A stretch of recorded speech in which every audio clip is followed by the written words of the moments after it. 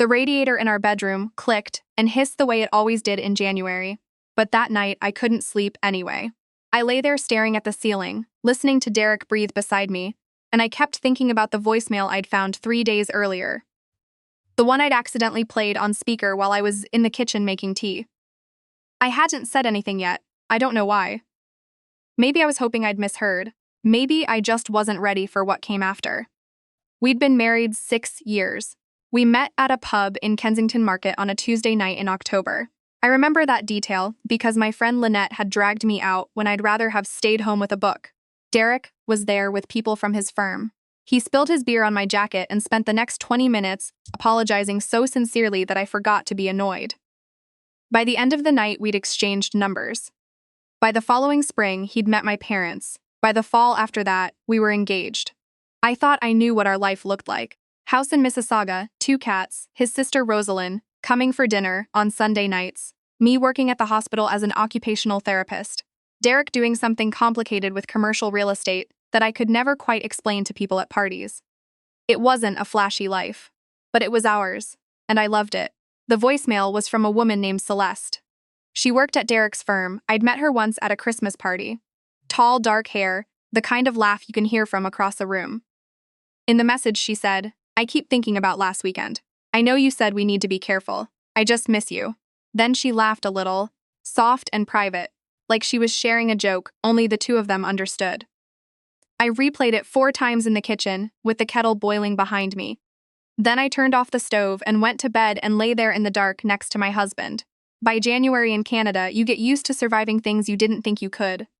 Winters that stretch on past what seems reasonable. Cold that gets into your bones on the walk to the car. You just put your head down and move through it. I think that's what I was doing. I was moving through it while I figured out what was real. The next morning, Derek left early for a breakfast meeting.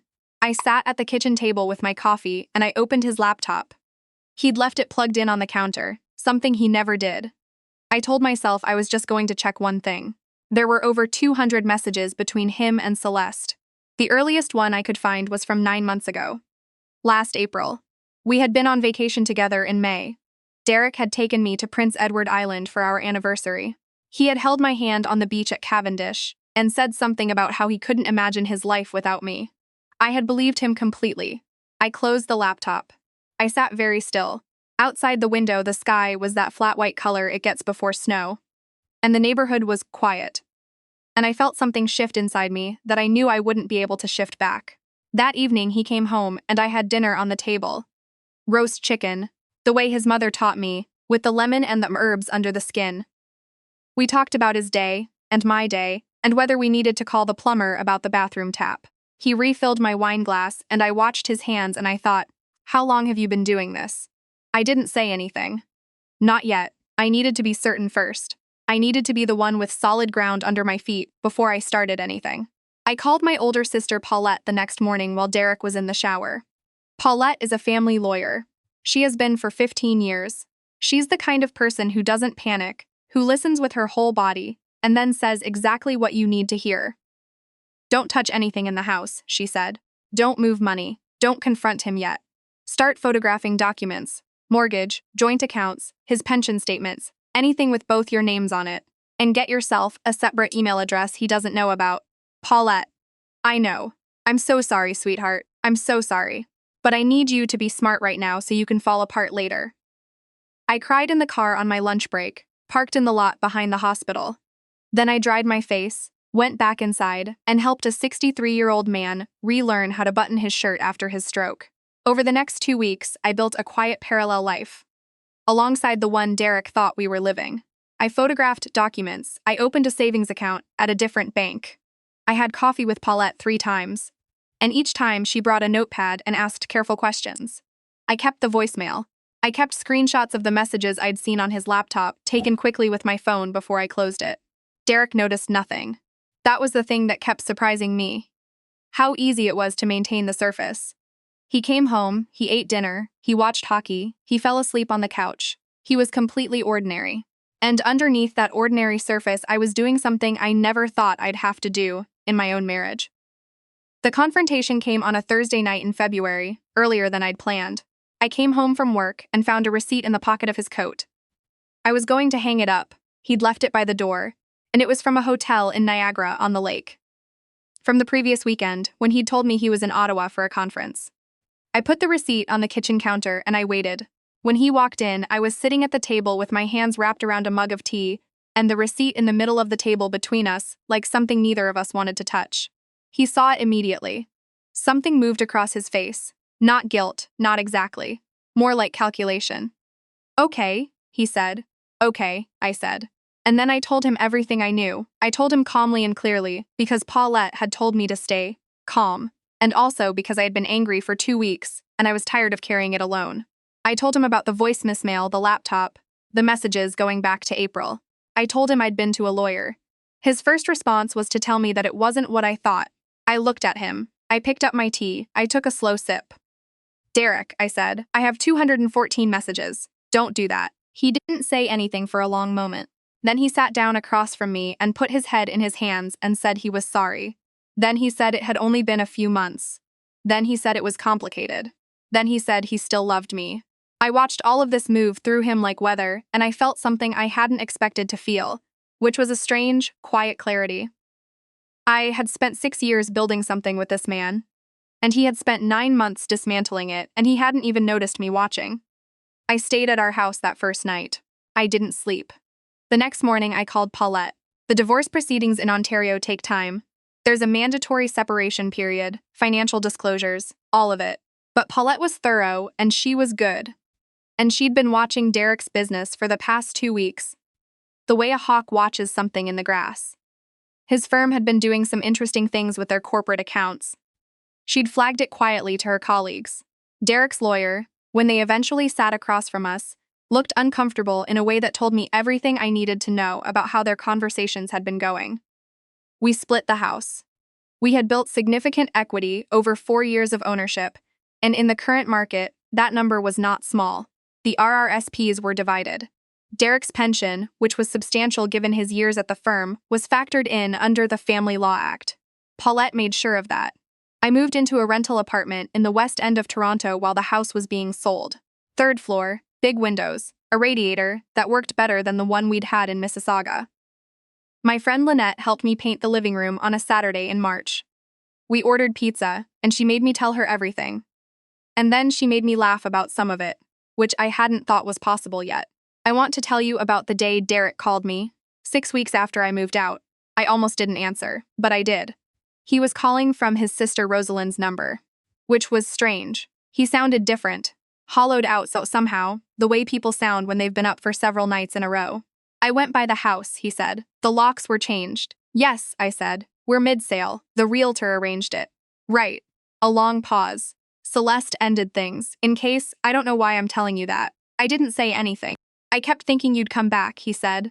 I don't know what I thought. I kept waiting for things to just go back. I thought about the hotel receipt in his coat pocket. I thought about the voicemail, her voice soft and private. I thought about the beach at Cavendish, his hand in mine, the words he'd said. Derek, I said gently, I'm not coming back. He didn't say anything. I could hear him breathing. I think, I said, that you need to talk to someone. A real someone. Not me. I hung up. I sat with my phone in my lap for a minute. Then I went and made myself tea. My colleagues at the hospital had known something was wrong. People who work together in rehab settings get good at reading people, occupational hazard. But I hadn't said much, beyond going through some personal stuff. There was a physiotherapist named Gregory, who worked in the neuro unit, and who had, over the previous year, become one of my favorite people to run into at the coffee station. He was from New Brunswick originally, deeply funny in a quiet way, the kind of person who made you feel like you were the most interesting person in the room without trying to. We had coffee together for the first time in April. Properly, not just in the break room. A cafe on Bloor with mismatched chairs and coffee that was too strong. We talked for almost 3 hours. I told him more than I meant to. He told me about his own divorce 2 years earlier, quiet and uncomplicated, but still something that had changed the shape of his life. He didn't try to make it mean anything it didn't mean. He just listened, and then he said, "You seem like someone who knew what she was doing the whole time, even when it was hard." I wasn't sure that was true, but I liked that he thought it. By June, the house in Mississauga had sold. The settlement was finalized. Paulette took me out for dinner to celebrate. Her word, not mine, though I understood what she meant. We drank too much wine and she made me promise to start doing things I'd put off. Like what? I said. Like whatever you wanted before you organized your life around someone else, she said. I took a weekend solo trip to Tofino in July. I had never been to the West Coast, and I had always said someday, someday.